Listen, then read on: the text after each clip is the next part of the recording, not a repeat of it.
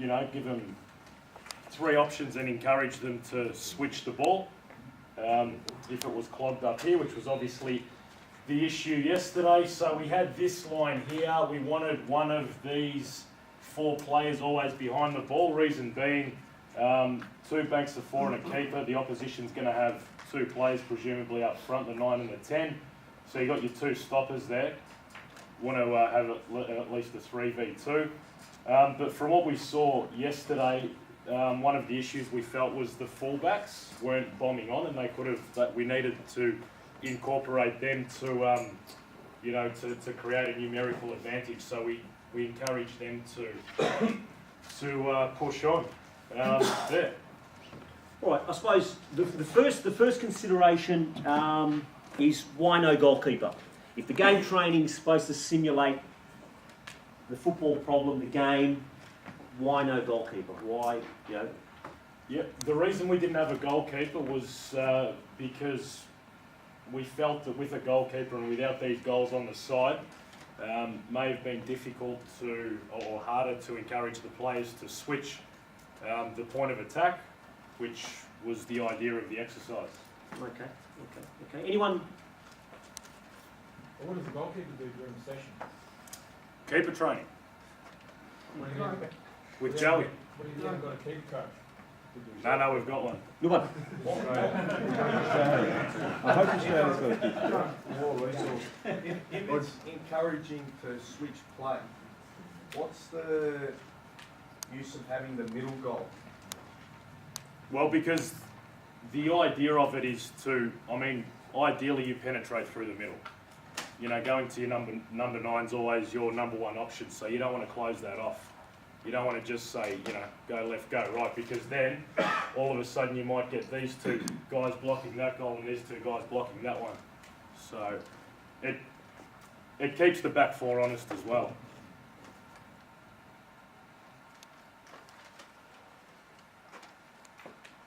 No? Yeah. I was going to ask a question in regards to the goalkeeper. Yeah. We go through the holistic approach. Does it require a goalkeeper coach, or does it get enough coaching or training through games? Same training. What was that? Does he get the repetition? The repetition that he'd be doing? No, just so for my learning. Yeah. The only one that needs a individual coach, one-on-one, is the goalkeeper. Correct. In the holistic program? Well, obviously there would be some technical scenarios that they'd have to break down. So yeah, I presume that there'd be in the scope of things. Yeah. The other thing with the keeper in this, with the 2 banks of 4, the team was struggling to penetrate. So really, the keeper may not have got a touch. So it was a pointless exercise him being there. Were the opposition allowed to go past the line of the 6 and 8? Yeah. They were. Yeah. And the reason we had 2 goals is because, as we said before, they've got 8 outfielders. The other 2 are here. So were they allowed to go in when the team you were coaching was in ball position? Were they allowed to go over that line to press them? Over that line? Yeah. When the 6 and 8 had possession? Yeah, we always wanted one of them back. One of them. I know one of the 6 or the 8, but could the opposition go in? When they were attacking. Are you asking when they were? He's asking can they would try to mimic the absolutely. base of 4 just shifting and holding a deep block. Because I just noticed when he's out for 5 minutes that sometimes there's 2 or 3 players trying to get the ball for 6 and the 8, and it just didn't look like a deep block. In the explanation, you put that line in because you were concerned about the 2 and the 5 bombing on. Is that right? Together? No. We wanted to create a realism in that if everyone bombed on, we'd be left with 2 and 2 at the back, which is too risky. So, it's 8. Hang on, 1, 2, 3, 4, 5, 6, 7, 8. It's 8v8. So one of them sits back. It's a 7v8. So it's, I guess, creating some realism. Okay. Security. Yeah. If you were to take out the middle goal, would you get more success in your objective? You probably wouldn't, because you get 2 defenders sitting on that side, 2 sitting on this side. Yeah, all right, let's take this goal out of here, all right? So, the ball's here. What's your objective though? Well, Your objective to switch play, so if you're covered on the, if you're gonna use that sort of design, if your right goal is covered, your objective is to go, where's the only other place you can score? The left goal, so Yeah, you're gonna left. switch the ball over. Yeah, all right, that's all good and well, but let's say the ball's here, and you've only got this goal and that goal. All right, these two come across and are blocking it. Where are these two guys going to go? They're going to go across here, I would have thought. Can I just ask a quick question? We talk about objectives. What is the objective? Switch point of attack. When? When the whites attack. When it's in the tight area, In what situation? in the third wide, in the Attacking. conjunction between the. Try and think bigger picture. In when what? we're trying to score. What's In the an ultimate goal? 11v11 game? Yeah. On a football pitch with a goalkeeper with a goal in the middle. Correct? Yes.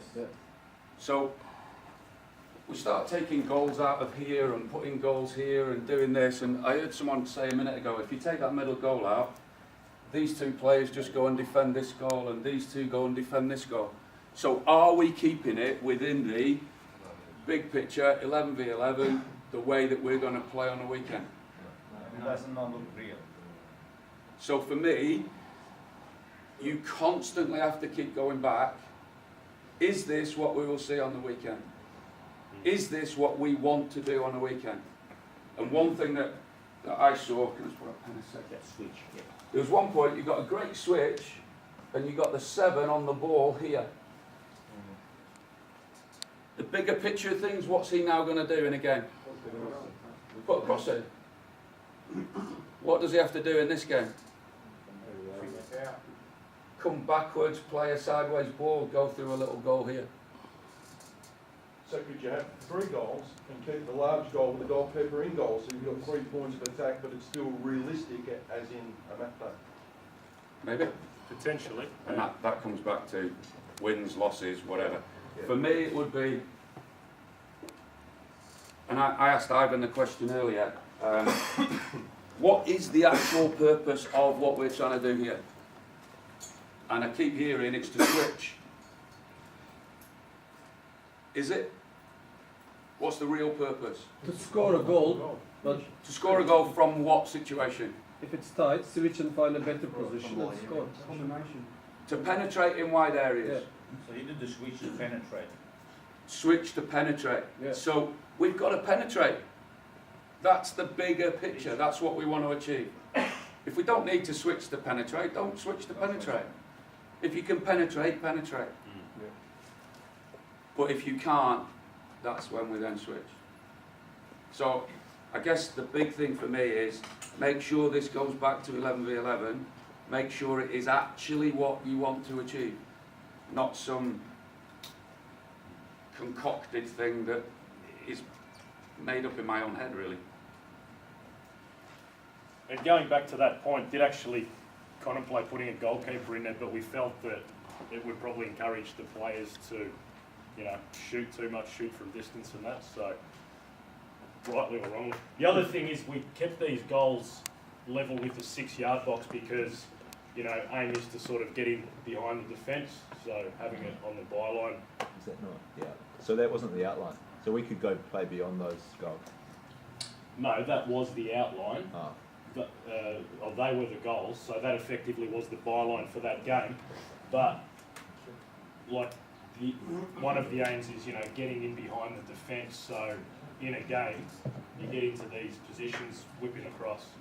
So yeah. Good. Which is what we could Go do. to your training game now.